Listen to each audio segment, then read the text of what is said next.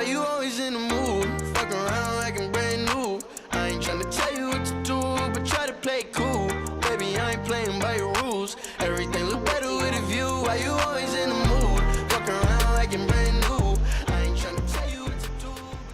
Hi guys, welcome back to my channel. English is my passion. I'm Yeti. There's not much to do when all I can is thinking So learning about. English, sometimes we feel stuck. We feel like our English is not progressing as much as it's supposed to progress, and we don't even know what's wrong with us either. So today in this video, I'll share the causes of your problems in learning English and how to tackle them. So let's get started. If you're attending an English class but not improving as much as you expected, maybe this is one of the reasons. You rely on your class too much. That you think that it's your teacher's responsibility to make you a fluent English speaker. And you also have a typical lame excuse, such as, oh, this class cost me a particular amount of money, so I don't need to study, I don't need to practice outside the classroom. And if you have that kind of mindset, you'll never be able to take advantage of a class. And as a result, you'll always find yourself frustrated and disappointed because your English is not progressing, even though you take English classes and purchase English courses over and over again. So what I'm trying to say here is nobody is responsible for your English fluency. Teachers, of course, they can teach you, they can help you with your English, make corrections, give feedback, but they can't keep their eyes on you constantly and tell you to do this or to do that because you're not a child anymore. I suggest you stop acting like a 5-year-old child and relying on teachers or classes for your improvement. You do need to make the effort to practice English every day because, again, you're not a child anymore, so nobody can force you to practice English unless you are willing to do it. So I'd like you to be an accountable learner and ensure that you're putting in the time and effort outside the class to enhance your English skills. Free resources. Of course, there are powerful materials that can help you learn English effectively without charging you anything.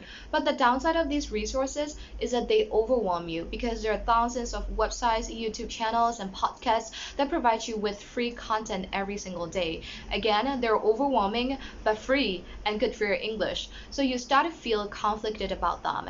For example, like let's say someone recommends you a website, so you check it out and you like it and you feel like, wow, this website can help you with my English. But unfortunately, while you're learning new things from this website, you come across another YouTube video recommending another website, and then you search for it and again you feel like, wow, this website also has a lot of valuable content. So finally you'll end up feeling overwhelmed and stuck. So here's how to cope with overwhelmingness. Firstly, make a habit of bookmarking or writing down the resources that you really love. Don't forget to cherry pick the resources that most suit you so that you won't have too many options to choose. And then I want you to choose at most 3 from that list at a particular time. For example, this month I'll read a book. So there's a book, and then I'll learn and practice 2 consonant sounds by watching lecture videos on this channel. Pick just one channel that can teach you these sounds effectively. So there's a channel, and I'll study speaking topics. Maybe I'll study speaking topics, like 3 speaking topics this month. So for example, I study how to apologize to people in English, how to talk about my feelings in English, how to describe people in English. So I'll study how to say these things properly in English, and I'll study all of them from this website. So there's a website. So now you have a book, a channel, and then a website. See, you just pick only 3 resources, but the most important thing is to stick to them throughout the month. To stick to them throughout the month. To stick to them throughout the month. Next month, decide what you like to study and improve, and again, pick 3 resources that can help you learn them effectively. So this way, I think you'll feel more accomplished and less overwhelmed. I can't stress it enough. Daily practice, daily practice, daily practice, daily practice is extremely important. It's crucial for your English because we're non-native speakers and we don't live in an English speaking country either. So we don't have as much language exposure as people who live in English speaking countries. And that's why we need to practice on a day-to-day basis, right? To have more language exposure. But drawing on my teaching experience, not a lot of people bother practicing English every day because they assume that they can still become fluent in English even if they practice like for 2 times a week, twice a week, especially on the weekend. So here's the truth. If you practice speaking English for 2 hours a day on the weekend, like on Saturday 2 hours, on Sunday 2 hours, and then like the total study hours will be 4, right? 4 hours a week. Okay, instead study for 35 minutes every day. The total study hours will be the same, 4 hours a week, but the results will be different. And but there's one condition, one thing. You like to improve your English speaking skills, but you're studying grammar every day. It's a road to nowhere. Of course, you're practicing every day, but not the right thing. So make sure that you're practicing or studying what you like to be good at. So you're practicing every day, your goals are attainable and specific, and you're exposing yourself to the language as much as possible. But still, you're not making any progress. And then this may be the most common reason for that. You are practicing wrong. So it usually happens to people when they practice pronunciation, especially pronunciation.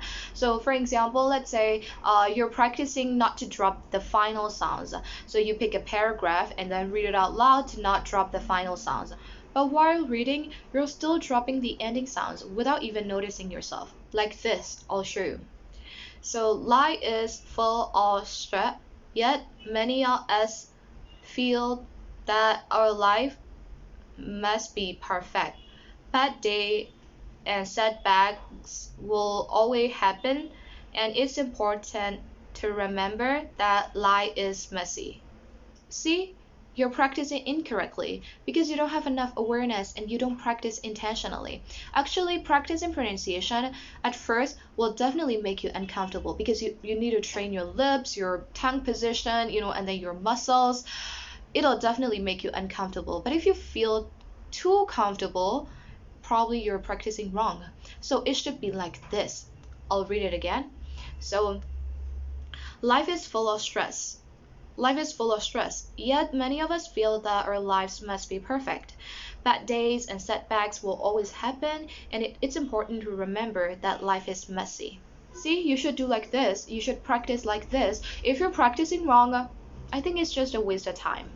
Some people told me that they use the imitation technique to improve their pronunciation and intonation, but they don't find it effective at all. So I asked them to show me how they practice intonation. I'll show you how they practice imitation, okay? Let's see. Hey, oh, we can't keep eating like this. We can't keep eating like this. We can't keep eating like this. It's 12:50. It's 12:50. It's 12:50. It's 12:50. Okay. So,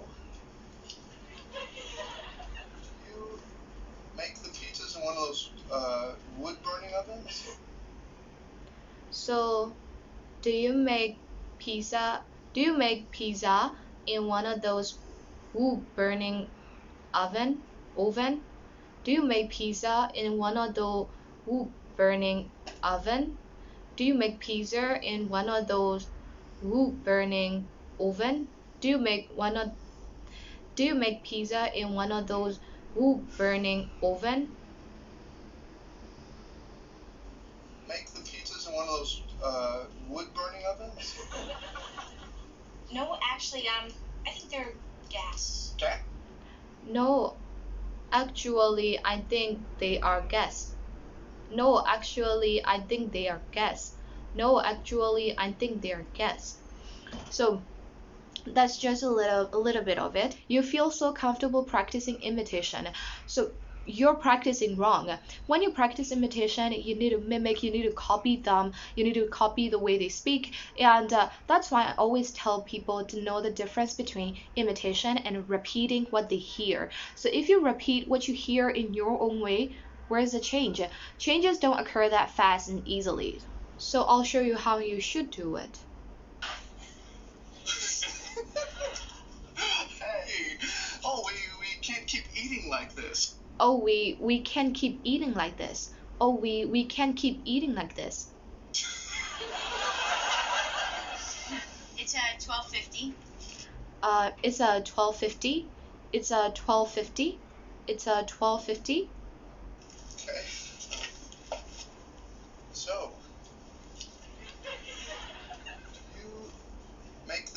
in one of those wood burning ovens? So, do you make the pizzas in one of those wood burning ovens? Do you make the pizzas in one of those wood burning ovens? Do you make the pizzas? Do you make the pizzas in one of those wood burning ovens? Do you make the pizzas in one of those wood burning ovens? Here, pizza, wood, oven, these are the words that people usually mispronounce, especially in Myanmar. So normally we say pizza. Actually, pizza, right? He pronounced that like pizza. He pronounced that like pizza.